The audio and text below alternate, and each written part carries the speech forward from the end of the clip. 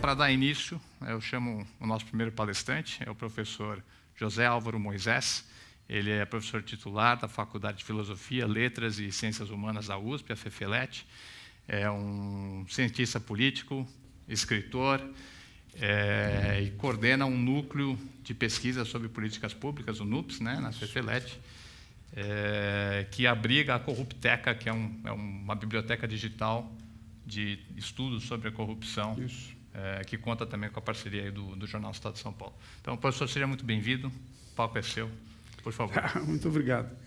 Bom dia a todos, a todas. É um grande prazer estar aqui. Eu agradeço o convite da Pró-Reitoria de Pesquisa, mas também quero enfatizar, chamar a atenção para a importância dessa iniciativa de trazer a universidade mais próxima da população, das pessoas interessadas e, particularmente, mostrar, a despeito da crise que todos nós vivemos, a universidade vive uma crise própria, o país está numa crise bastante aguda, bastante difícil, a despeito disso, o que nós estamos fazendo, o que a universidade está fazendo, o que os seus cientistas, professores, pesquisadores fazem, né?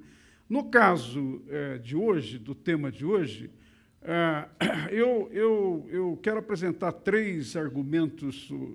O nosso tempo é relativamente curto, então eu vou apresentar 3 argumentos sobre o tema, né? O primeiro, de alguma maneira, é buscando retratar, buscando recuperar o que parte da literatura, em particular da ciência política, que é a minha área, da ciência política e da economia, né? Parte em que os autores, a literatura, os pesquisadores fizeram para explicar a corrupção.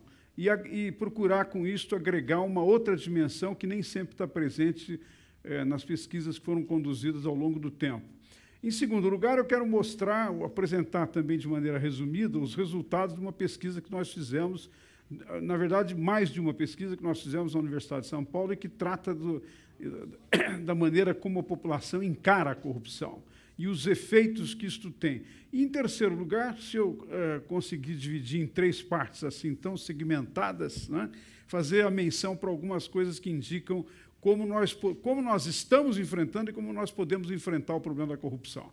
Então, eu começo por uma coisa que é agora começa a se tornar bastante conhecida, não é, que é a percepção, é o conhecimento que nós começamos a ter de que o fenômeno da corrupção, que é generalizado, ele está em todos os lugares, está no mundo inteiro, em graus diferenciados e que corresponde à maneira como sociedades diferentes, com as suas culturas diferentes, com as suas instituições diferentes e com o seu aparato judiciário para enfrentar o problema, enfrentam de modos diferentes. Mas, no caso do Brasil, e é isso que eu digo que é uma percepção que agora se generaliza, a ideia de que a corrupção se tornou um fenômeno sistêmico no país.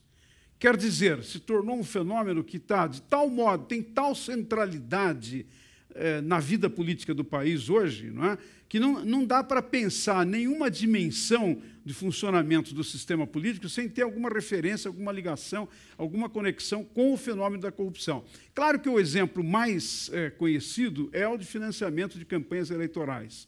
Financiamento de campanhas eleitorais que até recentemente podia ser feito, além dos próprios partidos e do fundo partidário, do qual, aliás, todos nós somos, de alguma maneira, contribuintes, né? Mas, além disso, também do financiamento que empresas privadas faziam, era, dessa maneira, uma fonte permanente de corrupção, porque, muitas vezes, recursos colocados por empresas privadas que têm objetivos de médio e longo prazo, tem a expectativa de, colocando recursos nos possíveis candidatos que serão possíveis governantes, possam beneficiá-las depois. Além disso, muitas vezes as campanhas organizavam de tal maneira os fundos, a administração dos recursos da campanha, sobrava alguma coisa, dirigia para atividades nem sempre legítimas ou legais dos partidos. Então, a natureza sistêmica, eu nisso acompanho bastante a posição que o juiz Sérgio Moro tem sobre a caracterização da corrupção.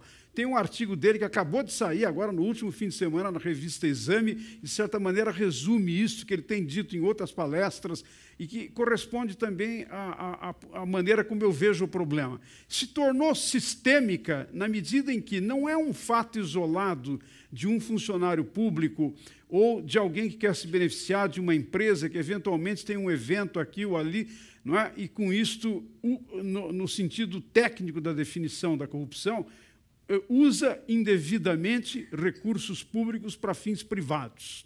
Não são apenas casos isolados. O que ocorreu nos últimos anos, eu diria talvez nos últimos 20, 25 anos, é que o fenômeno se transformou numa iniciativa integrada que, ao mesmo tempo, diz respeito, por exemplo, a funcionários da Petrobras, funcionários de alta posição da Petrobras, mas, ao mesmo tempo, de empresas que desejavam ter contratos, participar dos processos de licitação de contratos com a empresa, de grandes projetos, de magnitude enorme. Basta lembrar o caso de Pasadena, que foi uma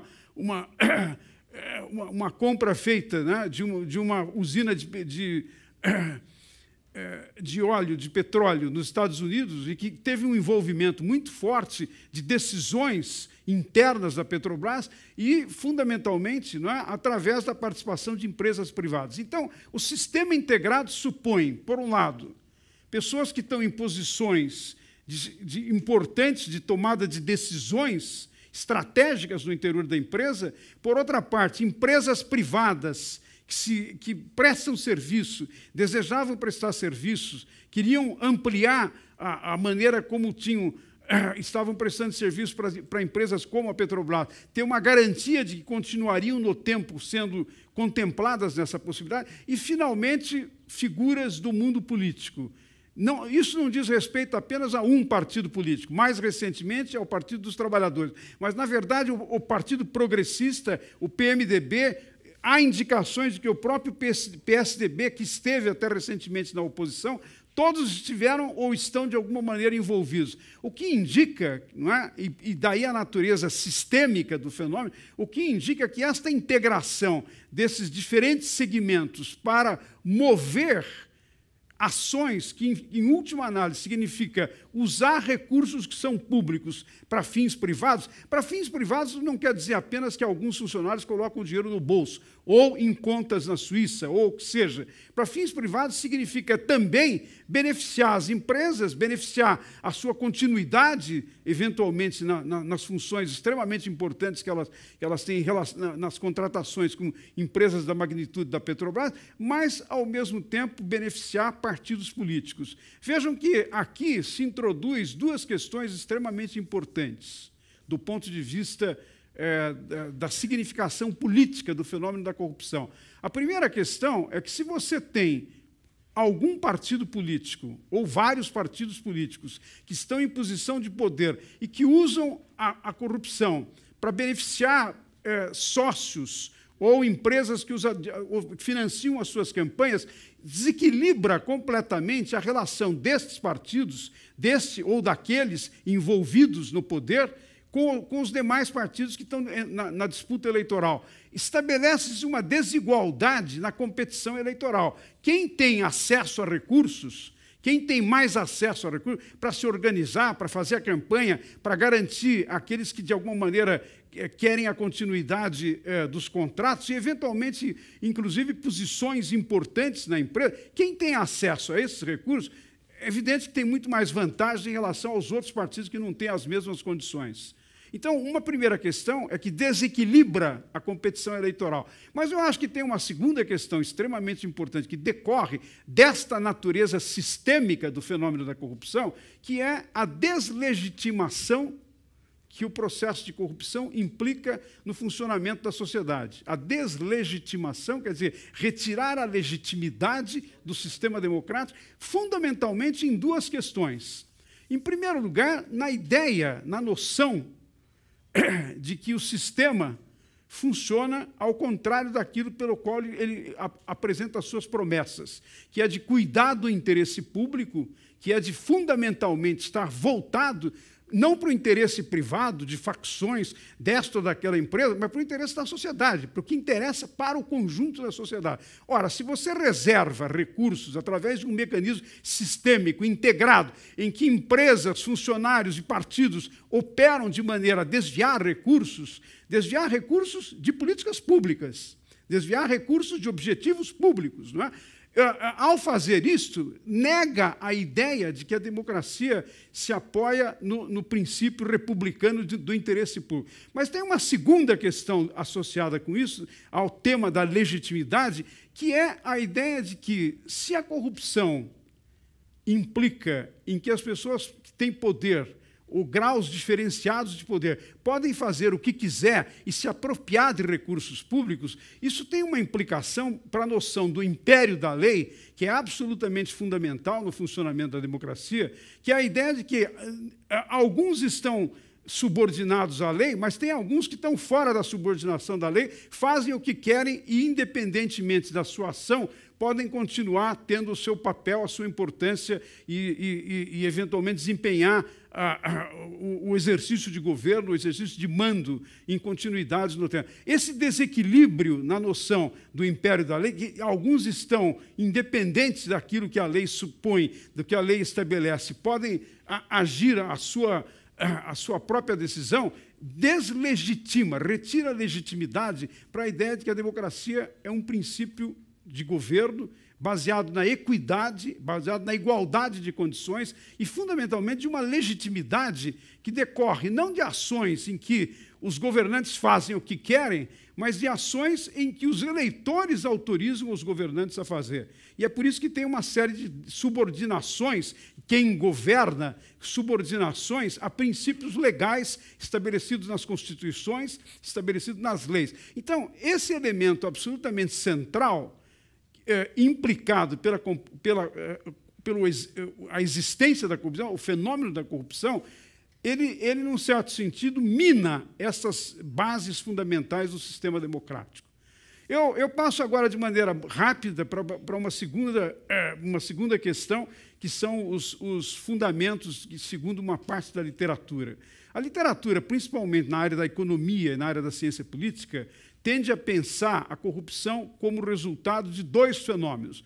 Ou do desenvolvimento econômico, quer dizer, no sentido de que quanto mais desenvolvimento, quanto mais condições em que a economia é diversificada, a economia tem implicações no tecido social, cria segmentos sociais diferentes, cria mais esclarecimento, amplia os serviços de educação, e não só de educação, mas de comunicação, eventualmente também de saúde. Não é? Nesta medida, países que são mais desenvolvidos, em comparação com países menos desenvolvidos, não é? Países mais desenvolvidos tendem a ter menos fenômeno da corrupção. Tem corrupção, mas, de alguma maneira, a percepção que as pessoas têm é de um controle do fenômeno e, de alguma maneira, tem mecanismos de punição. Como o tempo é curto, eu passo rapidamente para o segundo elemento que aparece na tradição da literatura, que é a ideia de que, além do desenvolvimento econômico, porque, veja, o desenvolvimento ele torna desigual os efeitos, os resultados do fenômeno da corrupção para países que têm desenvolvimento diferenciado. Então, nesse sentido, a América Latina, a África, alguns países da Ásia sempre são vistos como países mais corruptos e seriam mais corruptos porque o seu desenvolvimento é menor. As consequências da modernização, as implicações dos desenvolvimentos são menores. Mas, ainda assim, quando nós olhamos para países desenvolvidos, que são as democracias mais consolidadas, sempre têm tido fenômeno de corrupção. O que significa que essa explicação não é suficiente para dar conta do fenômeno. Então, uma segunda explicação que tem sido mobilizada por cientistas políticos e por economistas é o quanto países avançaram, cada país avançou no sentido da institucionalização da democracia e, fundamentalmente, de um amadurecimento das instituições no sentido de maior rigor, maior controle.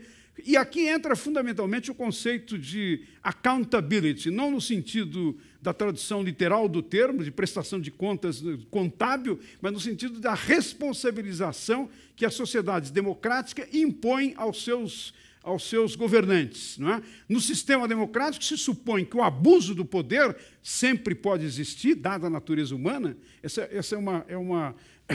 é um tema complexo para tratar, nós podemos tratar eventualmente no debate, mas, dada a natureza humana, sempre pode ocorrer, porém, o abuso do poder tem mecanismo de ser controlado. Então, essa é a segunda explicação. Quanto mais desenvolvidas as instituições, quanto mais complexo o sistema de fiscalização, de controle, fundamentalmente de controle do abuso do poder, menor corrupção, ou menor a probabilidade de corrupção. Mas, ainda assim, também países desenvolvidos e países que têm esse grau de desenvolvimento institucional continuam tendo corrupção, o que significa que nós precisamos mais alguma coisa para explicar. A nossa pesquisa na Universidade de São Paulo introduziu o conceito de cultura política. Quer dizer, a dimensão segundo a qual, além das instituições, das leis e, eventualmente, dos avanços que são possíveis com o desenvolvimento econômico e todas as suas consequências, além disso, certas concepções, certas crenças, certos elementos propriamente de valores que existem, que funcionam na sociedade e que tendem a criar uma certa aceitação social do fenômeno da corrupção. Eu vou, por razões de tempo, resumir agora praticamente de maneira telegráfica, né, o resultado da pesquisa. Nós fizemos perguntas nas pesquisas, tanto nos anos 80, em 2006 e 2014, em surveys nacionais de pesquisa de opinião, nós fizemos perguntas às pessoas sobre a corrupção, supostamente, dos políticos brasileiros. Superfaturamento de obras públicas, nepotismo, utilização de fundos de campanha para fins privados, etc., etc. Perto de 85%, 90% dos entrevistados são todos rejeitam a corrupção dos políticos. Nós fizemos as mesmas perguntas em lugares diferentes do questionário, para não ter contaminação, de certa maneira, da influência de uma coisa sobre a outra. Fizemos perguntas, as mesmas questões, levando em conta como os brasileiros, de uma maneira geral, se comportam. A crítica caiu de 85%, 90%, caiu para 65%, 70%. Quer dizer, os entrevistados são menos críticos quando diz nós, os brasileiros, do que quando está dizendo os políticos brasileiros. E nós fizemos as mesmas perguntas, colocando as pessoas na condição. O que você faria se você pudesse superfaturar uma obra pública, nomear um parente para uma função pública da qual você exerce, ou a noção do rouba mais faz, do político que rouba, mas, em compensação, faz uma porção de coisa e não deveria ser julgado ou não deveria ser processado pela justiça. A crítica dos entrevistados caiu drasticamente, né? Continua em torno de 45%, 50%, o que significa que metade dos entrevistados mantém a sua visão crítica. Mas o que eu quero chamar a atenção com isso, e nós fizemos, eu não vou poder reproduzir tudo isso agora, posso fazer depois na hora do debate, mas nós olhamos, do ponto de vista da análise estatística, a que se associam essas concepções que apareceu, esses três tipos de diferentes concepções do universo propriamente cultural da relação quanto à corrupção. O que apareceu? Apareceu o seguinte: sempre que as pessoas têm uma noção elas são de regiões menos desenvolvidas, elas valorizam menos o funcionamento das instituições, estão distantes das instituições, não acreditam nas instituições, ou, eventualmente, têm posições muito conservadoras sobre o papel do Estado, o funcionamento da democracia, elas são favoráveis à corrupção. E, como eu não posso ir muito além disso agora, aquelas pessoas que são favoráveis à corrupção apareceram na pesquisa numa outra modalidade de testes estatísticos que nós fizemos, fundamentalmente regressão, né, de vários tipos de regressão estatística, aparece como as pessoas que são favoráveis à corrupção são menos favoráveis à democracia, tendem a não aceitar a ideia de que podem trabalhar com os outros para resolver os problemas do país, por exemplo, a experiência de capital social, a experiência comunitária, não é? E, mais do que isso, desvalorizam as instituições, não veem no Congresso, na Justiça ou nos partidos políticos nenhum mecanismo para se utilizar, e menos ainda os próprios mecanismos judiciais, do sistema judiciário brasileiro. Quer dizer, a aceitação da corrupção tem uma implicação sobre a qualidade da democracia, no sentido de que as pessoas desvalorizam elementos fundamentais de funcionamento da democracia e que são exatamente aqueles que permitiriam que os cidadãos, que os eleitores possam ter alguma influência no processo da política. Ora, se nós descartamos a possibilidade de que nós, as pessoas comuns, possamos intervir, influenciar no sistema, isso rebaixa a qualidade da democracia, diminui a qualidade da democracia e, evidentemente, mantém um clima que favorece a continuidade da corrupção. Para iniciar, eram essas as questões que eu queria colocar. Obrigado, professor. O entendimento do problema é bem mais complexo do que uma simples troca de dinheiro entre duas partes, né?